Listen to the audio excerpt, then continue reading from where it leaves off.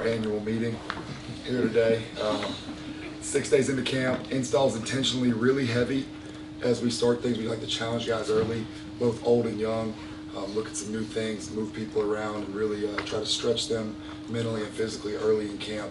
So guys have been battling through that with the new staff additions, the new additions in terms of players. I've been really pleased with how we've got things started, and guys have embraced, what it means to play defense at Georgia, the standard and expectations, and we look forward to continuing with practice 7 today, or excuse me, practice 6 today.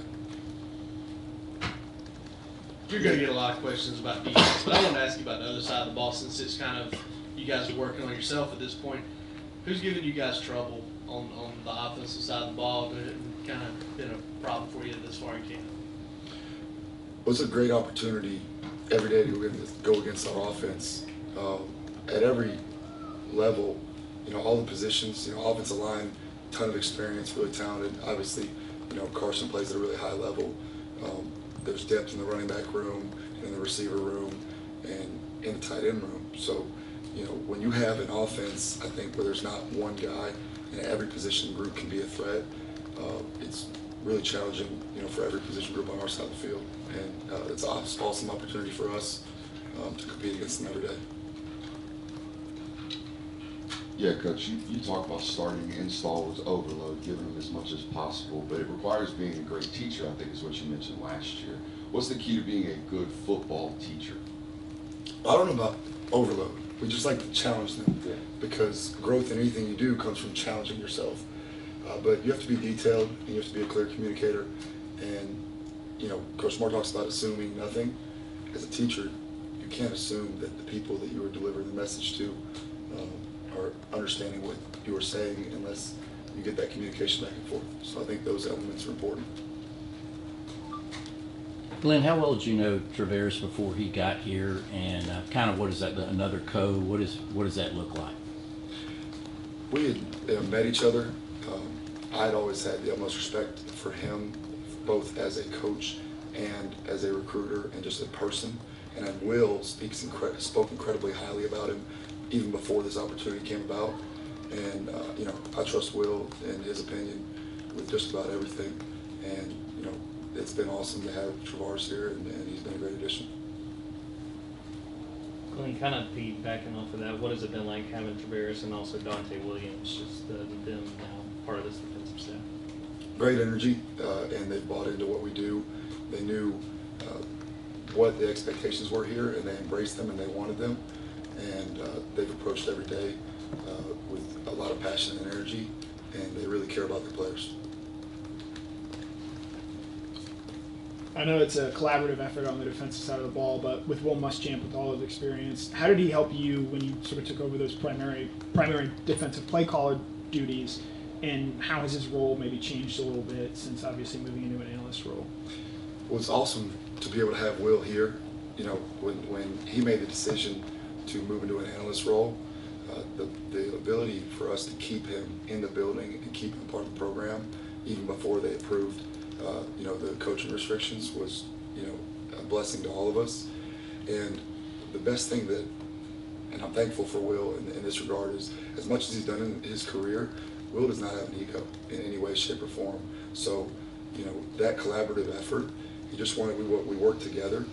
He helped me grow in a lot of ways, and when things were difficult, he was a great supporting cast member, and we worked together as the whole defensive staff does every year. What have you seen from CJ and Railand individually as they begin their second season, and with Smile, where is he with his foot injury? Smile is doing a great job in his rehab. I would say he's exactly on track. He was moving around really well yesterday. We have a plan for him. He's following the plan with the maturity that you'd expect from a guy with his experience level, and as both a player and in age. CJ and Railand, they really benefited from this spring, having the opportunity to take over, heightened leadership roles and in bowl prep, and they've only grown from that. I think you see an increased confidence in them, and those guys are really mature beyond their years in terms of how they prepare, and so they've been growing every day, and I'm excited about how they're going to play this year. You mentioned how complimentary of Taris Will was before y'all brought him in. Just how have you seen Will's influence on him as a coach? I think, they talk about your closest circle of friends. Those are the people you end up being most like. Those influences as it pertains to T-Rob is he's incredibly passionate. He cares about the players. He is detailed, and he has he attacks everything that he does. He's not passive. He's urgent. He's a really good football coach. Yeah, Coach Smart talked about developing depth on the defensive line the other day. Just what have you seen so far in camp from both the younger guys taking on big roles, but also some of those veterans coming back, like Nazir, I know Terry and Warren are battling through injuries, but some of the veterans as well. We're still in the infancy of pads, and so I think that we're going to really see that group take the next step as we continue to have more padded practices. There's a lot of other positions where you can benefit from non-padded practices in terms of executing assignments, covering people, and things of that nature, but you only really get highly skilled at your craft up front and develop by putting the pads on and striking blockers and feeling, a 700 pounds in a double team, on that force on your body. So I think we're going to see those next steps being taken over the coming weeks.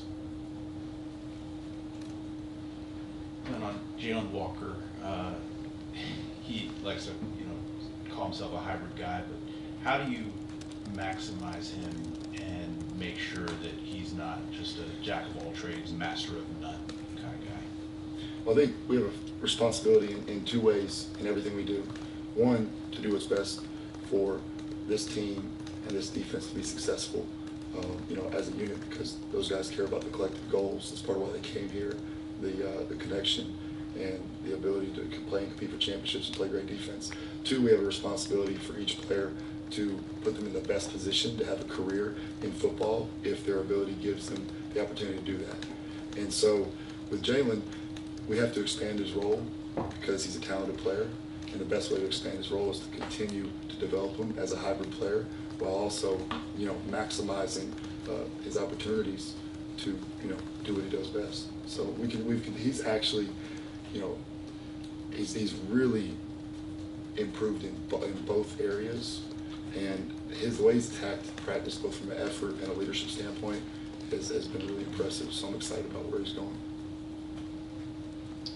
Yeah, Coach, I'm sure you've talked about this in years past, but could you talk a little bit about your start in coaching? You started as a student assistant at Alabama, just the opportunity there, and then just what someone like you might have to overcome if they didn't necessarily play the game at a high level, but ultimately reach the pinnacle of it as a coach. I'm gonna try to sum this up to my best of my ability because that's a long story. But essentially, going into my senior year of high school, my dad was a coach, my mom was a coach, and I didn't necessarily ever want to be a coach, but I always wanted to be involved in athletics in some shape or form. Going into my senior year of high school, there was a moment at football practice where I helped another player with something, and I had the biggest rush of my life seeing them be successful after me helping them in some way, shape, or form. And kind of at that moment, I knew I wanted to coach. And my dad had played for Bear Bryant at Alabama. There was a Bryant scholarship. I had the opportunity to go there, and I essentially just came in and worked for, nothing at first, and tried to just do anything I could to earn trust and respect, and then grow my football knowledge from that point. I didn't necessarily set out to be a college football coach at that point. I just wanted to be a football coach, and then it's led me here, and I've tried to do the best job I could at each step of the journey. But that's as concise as I can be there, but that's kind of the summary. Yeah, I guess similar to Jaylen Walker, with Mikel Williams playing both defensive line and edge, how do you go about getting the most out of him this season, especially with those responsibilities increasing at outside linebacker? Because of the style of defense that we play, the different personnel groupings, the packages, the way that we rotate and mix and match based on our opponent, the situation in the game, I think it gives us the opportunity to dual train guys like Mikel, guys like Jaylen, guys like Gabe Harris. There's a lot of guys in the secondary. There's guys who play safety and star. We do this a lot in practice. On game day, their roles is based on what we think is best to win the game. But as these guys have matured and grown and been able to go through this learning process multiple times, they can take on more, and it makes it easier to play them in a variety of roles. And guys that can do multiple things, you obviously want to find ways to highlight them if they're productive. And Mikel's one of those guys, so he's going to, affect the game in a variety of ways this year. What have you seen out of that outside linebacker room to this point in the game? Those guys really starting in the off season, it was really unique. And I'm gonna go with the young guys. Obviously, there's the utmost respect for what Chaz brings to that room, and he has been a better version of himself his entire offseason. I think he's really attacked areas that he needed to grow. He's affected the passing game more, and he's done a better job in terms of what he's done in space while remaining a tough, gritty player. Kind of that sums up the whole room in a lot of ways. You have guys that last year with some of the young guys who are, they were really good in one area, and that position requires a lot. You have to be able to cover, Robert Beal is running down the field covering Emeka Egbuka in the peach ball and wheel route, stride for stride with him, right? That's part of the job responsibility. You have to be able to set edges and rush the passer. It's because of the style of defense you play, it's a really hybrid role, even though it's an edge player. So those guys in that room have all kind of attacked their weaknesses, whether that's Damon's put on a lot of weight, gotten stronger in the run game. Gabe has become a position versatile player that was really just a hand-down DN before, and now he's a much more well-rounded out player.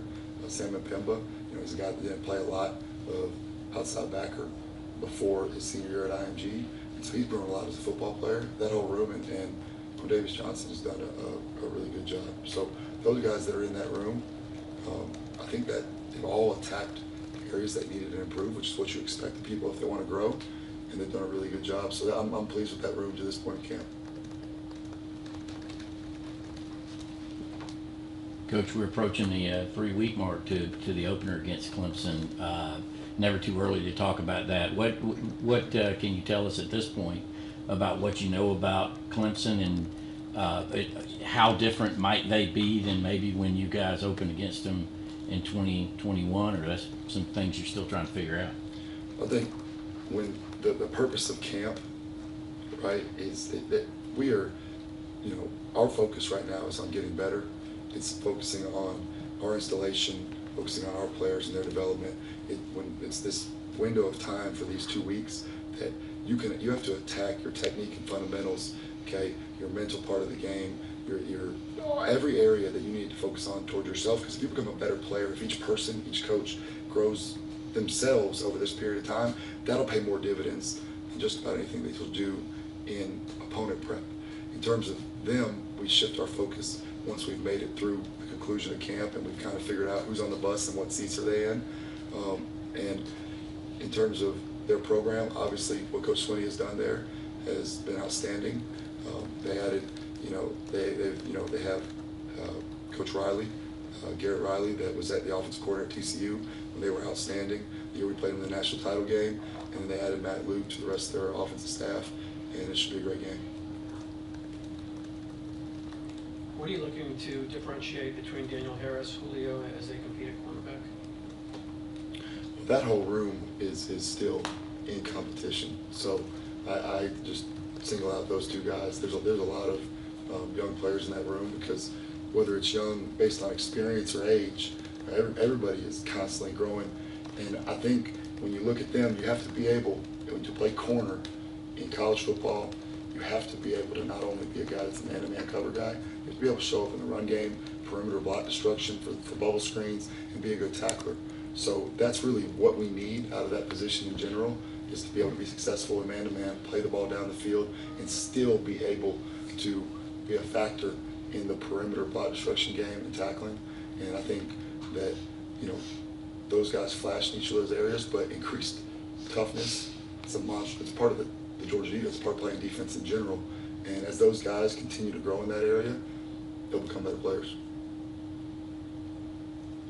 Yeah, Kirby at SEC Media Days mentioned KJ Bolden, said he prepares like a veteran, even as a young player. Wouldn't ask you to speak for Kirby on that, but what does that mean to you? What do you think he's probably talking about there? being a freshman, no matter how much success you have, whether you're instantly successful or whether you have to go through some of the growing pains that guys have gone in the past, just the transition from going to high school to college, it's hard on a normal student, right? And what separates guys that are able to help you when they're young and versus guys who it takes some time, a lot of times doesn't necessarily have to do with ability, it has to do with maturity in their prep. It does not mean that guys who don't play early don't have the maturity, but the maturity in terms of being a pro every day and not having to acclimate as much to the demands of college football, it helps them. And I think in terms of how he approaches his business, he's had a maturity about himself since he's been here. And if you match that up with ability, you continue to grow, you have a chance to be a good player. But I think his maturity has impressed me.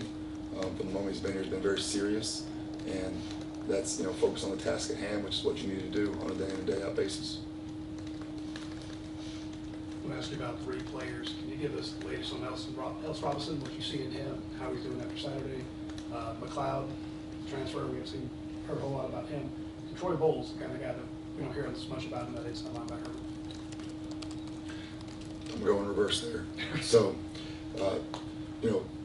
Troy did a really good job attacking his physical development this offseason, and also he really didn't play much linebacker coming into college. So there's the development as a linebacker and then the physical development, and I think he's done a really good job in that regard. Obviously, his skill set in the past of being a guy who played DB, it helps that he has a unique coverage skill set that as we continue to grow him as a backer, he has the opportunity to be a really good player.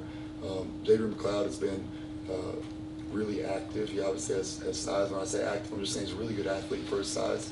And so when he's able to move, right, which is very helpful, he has to be able to go and show up in the run game in terms of anchoring double teams at the point of attack, which, like I said, we just put pads on a few days ago. As time goes on, we'll continue to grow in that area. And Ellis, his approach in fall camp has been what it needs to be in terms of attacking.